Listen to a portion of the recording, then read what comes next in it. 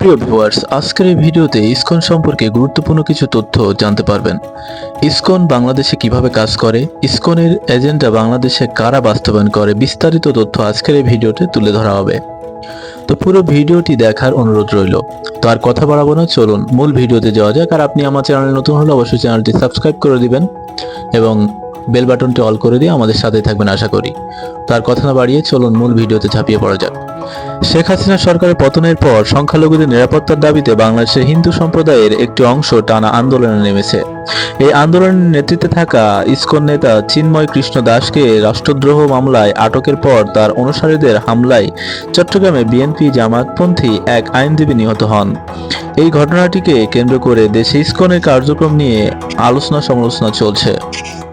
গত মঙ্গলবার সিলেটে এক অনুষ্ঠানে স্বরাষ্ট্র উপদেষ্টা জাহাঙ্গীর আলম চৌধুরী বলেছেন, ইসকনের আন্দোলনে দেশে বিদেশে ইন্ধন রয়েছে।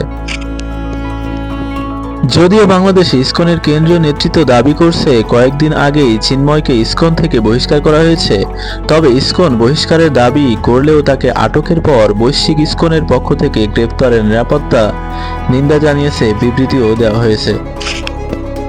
বিভিন্ন ইসকন মন্দিরে দায়িত্বে থাকা ব্যক্তিদের সাথে কথা বলে জানা যায়, বহিষ্কৃত হলেও চিন্ময় এখনও ইসকন পুণ্ডরীকে ধামের অধ্যক্ষের দায়িত্বে আছেন।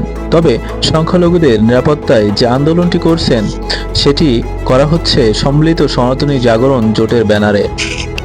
সংগঠনটির কেন্দ্রীয় কমিটির সদস্য বিমলা কুমার ঘোষ বলেছেন, চিন্ময় কৃষ্ণ দাস ইসকন থেকে বহিষ্কৃত। সে রাষ্ট্রবিরোধী কোনো কাজ করলে আমরা তার দায় নিব না। এদিকে আইনজীবী হত্যাকাণ্ডের ঘটনাটির পর বুধবার উচ্চ আদালতে ইসকন নিষিদ্ধ চেয়ে ইস্যুটি আদালতের নজরে আনেন সুপ্রিম কোর্টের এক আইনজীবী। এবার বন্ধুরা জানাবো চিন্ময়ের সাথে ইসকনের আসলে সম্পর্কটা কি। চট্টগ্রামের হাটহাজারীর পুণ্ডরিক ধামের অধ্যক্ষ চিন্ময় কৃষ্ণ দাস সম্প্রতি গঠিত বাংলাদেশের সনাতনী জাগরণ জোটের মুখপাত্র হিসেবে দায়িত্ব পালন করছেন তিনি। চিন্ময় কৃষ্ণ দাসের আসল নাম ছিল চন্দন কুমার ধর। বাংলাদেশে ইসকনের সংগঠনের মধ্যে অন্যতম তিনি ছিলেন। ভক্তরা তাকে ডাকতেন চিন্ময় প্রভু নামে। গত ৫ আগস্ট ছাত্র জনতার অভ্যুত্থানের পর সনাতন ধর্মের নাগরিকদের অধিকার নিয়ে গঠিত জোটের নেতৃত্ব দিতে দেখা যায় তাকে। তার কর্মকাণ্ড নিয়ে বিতর্ক দানা বাঁধে। বিশেষত গত অক্টোবরে চট্টগ্রামে একটি মিছিলের সময় বাংলাদেশের জাতীয় পতাকার অবমাননার অভিযোগ ওঠে তার বিরুদ্ধে।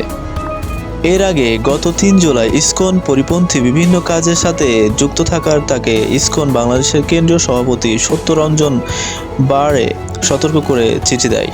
সেখানে তার বিরুদ্ধে ৫টি অভিযোগও আনা হয়। পরে গত ৯ নভেম্বর ইসকন বাংলাদেশ আয়োজিত এক সংবাদ সম্মেলনের সংগঠনের সাধারণ সম্পাদক চারু চন্দ্র দাস জানান, সাংগঠনিক শৃঙ্খলা ভঙ্গের দায়ে ইসকনের যাবতীয় কার্যক্রম থেকে চট্টগ্রামের পুণ্ডরিক ধামের অধ্যক্ষ চিন্ময় কৃষ্ণ দাসকে সংগঠন থেকে বহিষ্কার করা হয়েছে। ইসকন বাংলাদেশের কেন্দ্রীয় কমিটির নেতা বিমলা কুমার ঘোষ বলেন, চিন্ময় কৃষ্ণ দাসকে সতর্কীকরণের পরও যখন কথা শোনেনি তখন তাকে বহিষ্কার করা হয়।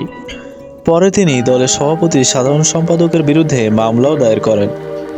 ইসকনের পক্ষ থেকে চিন্ময়কে বহিষ্কার করা হলো তিনি চট্টগ্রামে ইসকন পরিচালিত পুণ্ডরিক ধামের অধ্যক্ষের দায়িত্বে কিভাবে থাকেন সেই প্রশ্ন করা হয়েছিল ইসকনের কেন্দ্রীয় নেতাদের কাছে।